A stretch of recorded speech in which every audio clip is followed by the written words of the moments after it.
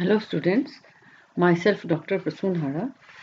हम पढ़ रहे हैं आयनिक सॉलिड्स के अंतर्गत पोलराइजिंग पावर एंड पोलराइजेबिलिटी, यानी आयनों की ध्रुवण शक्ति तथा ध्रुवणता। निम्नलिखित बिंदुओं के आधार पर हम इसकी स्टडी कर सकते हैं। आयनिक यौगिकों में पाए जाने वाला जो बंध है वो 100% आयनिक नहीं होता, बल्कि उसमें आंशिक सहसंयोजक गुण पाए जाते हैं। किसी भी आयनिक बंध में पाए जाने वाले सहसंयोजक गुण की प्रतिशतता बंधित आयनों की प्रकृति पर निर्भर करती है। जब एक धनायन और एक ऋणायन एक दूसरे के समीप आते हैं तो प्रत्येक आयन का नाभिक दूसरे आयन के इलेक्ट्रॉनों को आकर्षित करता है। साथ ही इन आयनों के नाभिक एक दूसरे को प्रतिकर्षित करते हैं। जब एक छोटा धनायन बड़े ऋणायन के संपर्क में आता है तो ऋणायन के इलेक्ट्रॉन धनायन के छोटे आकार के कारण उसके नाभिक की ओर आकर्षित होने लगते हैं। फलतः ऋणायन गोलाकार न रहकर विकृत हो जाता है या डिस्टॉर्टेड रह जाता है। वैसे तो धनायन के इलेक्ट्रॉन भी ऋणायन के नाभिक से आकर्षित होते हैं, किंतु ऋणायन के बड़े आकार के कारण ये आकर्षण बहुत ही दुर्बल तथा नगण्य होता है। इस प्रकार का धनायन द्वारा ऋणायन के इलेक्ट्रॉन या ऋणायन आवृत्त को ध्रुवित कर सकने की क्षमता या सामर्थ्य को धनायन की ध्रुवण शक्ति कहते हैं। रिपीट कर रहे हैं, इस प्रकार धनायन द्वारा ऋणायन के इलेक्ट्रॉन या ऋणायन आवृत्त को ध्रुवित कर सकने की सामर्थ्य या क्षमता को धनायन की ध्रुवण शक्ति कहते हैं। साथ ही ऋणायन की धनायन द्वारा विकृत होने की जो प्रवृत्ति है ऋणायन की ध्रुवणता कहलाती है। तो साधारण शब्दों में हम यह कह सकते हैं कि धनायनों में तीव्र ध्रुवण शक्ति होती है तथा ऋणायनों में तीव्र ध्रुवणता होती है। जब ऋणायन का ध्रुवण अधिक हो जाता है तो ऋणायन के इलेक्ट्रॉनों का धनायन के इलेक्ट्रॉनों से साझा हो जाता है या शेयरिंग हो जाती है, जिससे बंध में सहसंयोजक लक्षण आ जाते हैं। यहाँ पे चित्र में दिखाया गया है, ए में spherical ions bonded through pure ionic bond है ना, पॉजिटिव आयन, और ये नेगेटिव आयन दिखाया गया है। और चित्र बी में आपको दिखाए गए हैं increase in polarisability of anion with increase in its size. ये देख लीजिए, यहाँ पे ये ऋणायन जो है कैसा हो गया है, ध्रुवित। नेक्स्ट हम लेते हैं फाजान्स रूल्स। फाजान्स रूल्स में फायन ने क्या कहा है? फायंस के अनुसार रासायनिक बंधों में आंशिक आयनिक तथा आंशिक सहसंयोजक गुण पाया जाता है। अतः कोई भी बंध न तो 100% आयनिक होता है और न ही 100% सहसंयोजक होता है। अतः रासायनिक बंधों का आयनिक या सहसंयोजी गुण जिन कारकों पर निर्भर करता है उन्हें फायंस का नियम कहते हैं। और ये कारक जो है निम्नलिखित हैं। पहला लेते हैं साइज ऑफ द केटायन। धनायन जितना छोटा होगा उसका नाभिक उतनी ही प्रबलता से ऋणायन का ध्रुवण कर सकेगा, जिससे उसकी ध्रुवण शक्ति भी उतनी ही अधिक होगी और यौगिकों में उतना ही अधिक सहसंयोजक गुण होगा। इसके एग्जाम्पल्स हैं क्षारीय मृदा हैलाइडों की आयनिक त्रिज्या घटने के साथ गलनांकों के मान भी कम होते हैं। गलनांकों के मान में कमी तभी पॉसिबल है जब बंध में सहसंयोजक गुणों में वृद्धि हो। तो यहाँ पे दिखाया गया है कोवेलेंट कैरेक्टर सहसंयोजक गुण में वृद्धि किस प्रकार से हो रही है। Beryllium chloride is greater than magnesium chloride, which in turn greater than calcium chloride, and which in turn greater than strontium chloride and barium chloride। ठीक है, और नीचे दिए गए हैं आयनिक गुण या गलनांक कह सकते हैं। Beryllium chloride less than magnesium chloride, less than calcium chloride, less than strontium chloride and less than barium chloride.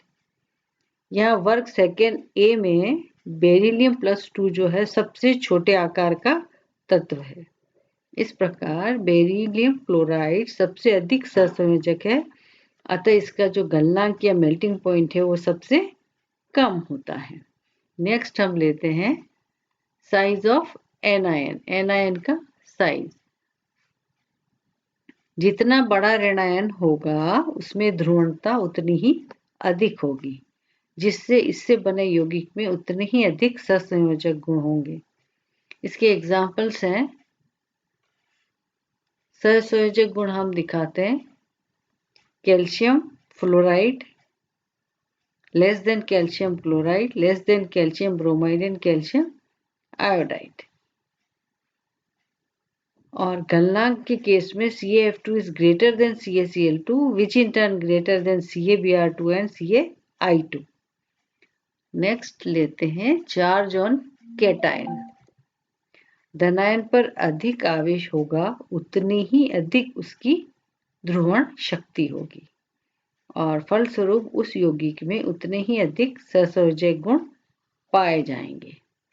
तो सहसंयोजक गुण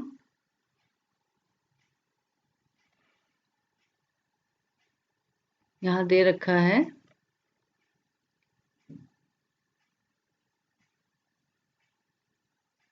HClO4 less than H2SO4 less than H3PO4। ये एनायन के ऊपर चार्ज दिखला रहा है। As the charge of an anion increases, polarizability also increases, है ना। तो इनका कोवलेंट कैरेक्टर इस क्रम में दर्शाया जाएगा। स्ट्रेंथ ऑफ एसिड, एसिड की स्ट्रेंथ कैसे दिखाएंगे? HClO4 greater than H2SO4 greater than H3PO4। Next है इलेक्ट्रॉनिक कॉन्फ़िगरेशन या धनायनों के इलेक्ट्रॉनिक विन्यास।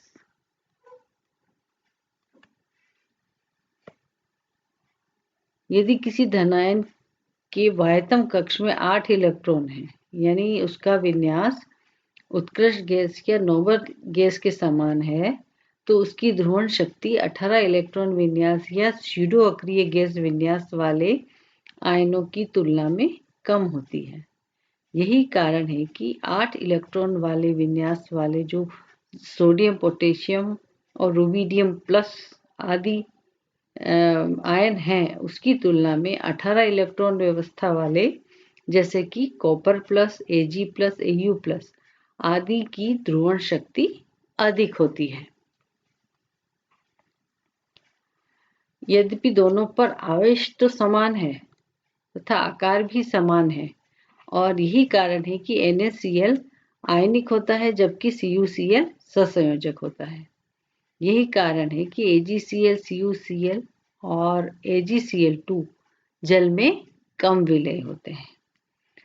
संक्षेप में फायंस के नियम को हम इस प्रकार से परिभाषित कर सकते हैं। कोई भी धनायन जिसका आकार छोटा हो, आवेश अधिक हो तथा विन्यास छद्म अक्रिय गैस की तरह हो, इसमें ध्रुवण शक्ति अधिक होती है। जबकि कोई भी ऋणायन जिसका आकार बड़ा हो तथा आवेश अधिक हो, में अधिक ध्रुवणता होती है। इस प्रकार के अधिक ध्रुवण शक्ति वाले धनायन और अधिक ध्रुवणता वाले ऋणायन से बने यौगिकों में सहसंयोजक गुण भी अधिक होता है। अब हम लेते हैं एप्लीकेशंस ऑफ फाजान्स रूल्स, फायंस के नियमों के अनुप्रयोग। आयनिक विभव किसे कहते हैं? धनायन के आवेश एवं आकार के अनुपात को आयनिक विभव कहते हैं। आयनिक पोटेंशियल इज इक्वल टू धनायन पर आवेश डिवाइडेड बाय धनायन की त्रिज्या। यहाँ पे आयनिक पोटेंशियल दर्शाया गया है। किसी आयन के लिए साई का मान जितना अधिक होगा, उसकी ध्रुवण शक्ति उतनी ही अधिक होगी, अतः इन यौगिकों में उतना ही अधिक सहसंयोजक गुण होगा। फायंस के नियम के कुछ अनुप्रयोग लेते हैं हम। सबसे पहले सोल्यूबिलिटी। AgX की जल में विलेयता को हम निम्न प्रकार से दर्शा सकते हैं, जैसे AgF greater than AgCl greater than AgBr and greater than AgI। इस प्रकार AgI में I का जो आकार है बहुत बड़ा है, जिससे इसकी ध्रुवणता क्या होती है, बहुत अधिक होती है। अतः AgI जो है सबसे अधिक सहसंयोजक गुण वाला यौगिक है। सहसंयोजक गुण के कारण इसकी जल में विलेयता सबसे कम होती है। AgF मुख्यतः आयनिक होने के कारण जल में विलेय है। नेक्स्ट पॉइंट हम लेते हैं मेल्टिंग पॉइंट। फायंस के नियम के अनुसार सहसंयोजक गुण is covalent character is directly proportional to psi और आयनिक विभव। गलनांक is directly inversely proportional to 1 upon सहसंयोजक गुण या कोवेलेंट कैरेक्टर। अतः इससे यह स्पष्ट होता है कि किसी आयनिक यौगिक के साई का मान जितना अधिक होगा उसमें उतने ही अधिक सहसंयोजक गुण होंगे तथा उतना ही कम गलनांक होगा। नेक्स्ट है डायगोनल रिलेशनशिप, जिसके कहते हैं विकर्णी संबंध।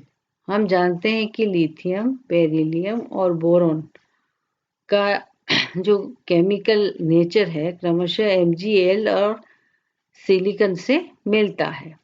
यहाँ दर्शाया गया है लिथियम का कैरेक्टर्स मैग्नीशियम से, बेरिलियम का एल्यूमिनियम से और बोरॉन का सिलिकॉन से। यह समानता विकर्ण संबंध वाले तत्वों के लगभग समान आयनिक विभव मानों के कारण होती है। उदाहरण के लिए Be+2 का मान होता है 6.48 और Al+3 के लिए आयनिक विभव का मान है 6.0। नेक्स्ट हम लेते हैं कलर। रंगहीन धनायनों के ऑक्साइड भी रंगहीन ही होते हैं, लेकिन यदि धनायन की ध्रुवण शक्ति अधिक हो तो संगत सल्फाइड गहरे रंग के होते हैं। इस प्रकार रंगहीन धनायनों के लवणों में रंग की उपस्थिति का कारण उसमें पाया जाने वाला सहसंयोजक गुण है। रंग गहरा होने की प्रवृत्ति जो है इज डायरेक्टली प्रोपोर्शनल टू ऋणायन ध्रुवण और ऋणायन का ध्रुवण इज डायरेक्टली प्रोपोर्शनल टू ऋणायन का आकार। सिल्वर हैलाइडों में सहसंयोजक गुणों के साथ रंग की तीव्रता का बढ़ता हुआ क्रम होता है। AgF रंगहीन है, फिर AgCl फिर रंगहीन है, AgBr हल्के पीले रंग का होता है और AgI डार्क येलो होता है। नेक्स्ट है नेचर ऑफ मेटल ऑक्साइड्स, धातु ऑक्साइडों की प्रकृति। साई के मान पर धातु ऑक्साइडों की प्रकृति निर्भर होती है। यदि अंडर रूट साई का मान 2.2 से कम है तो बेसिक मेटल ऑक्साइड धातु कैसा होगा, क्षारीय ऑक्साइड, और इसके एग्जाम्पल होगा क्रोमियम ऑक्साइड और मैग्नीज ऑक्साइड। और यदि साई अंडर रूट का मान 2.2 से 3.2 हो तो उभयधर्मी ऑक्साइड होते हैं और इनके एग्जाम्पल हैं MnO2 और CrO2। और यदि अंडर रूट साई का मान इज ग्रेटर देन 3.2 तो ऑक्साइड कैसा होगा, एसिडिक होगा और इसके एग्जाम्पल होंगे MnO2, CrO3 और Mn2O7। जब धातु आयन का साई का मान अधिक होगा तो M और O धातु और ऑक्सीजन के बीच की बंध की प्रकृति कैसी होगी, सहसंयोजक होगी और यह जल में वियोजित नहीं होगा। इसके विपरीत यदि साई का मान कम है तो MO बंध की प्रकृति अधिक आयनिक होगी जो कि जल में टूटकर OH आयन देगा और यह क्षारीय प्रकृति का होगा। धातु कार्बोनेटों का तापीय स्थायित्व, thermal stabilisation of metal carbonates. अस्थायी धातु कार्बोनेट गर्म करने पर धातु ऑक्साइड तथा CO2 में डिकम्पोज या वियोजित हो जाते हैं। धातु आयनों के लिए साई का मान बढ़ने पर उसके कार्बोनेटों का तापीय स्थायित्व कम हो जाता है।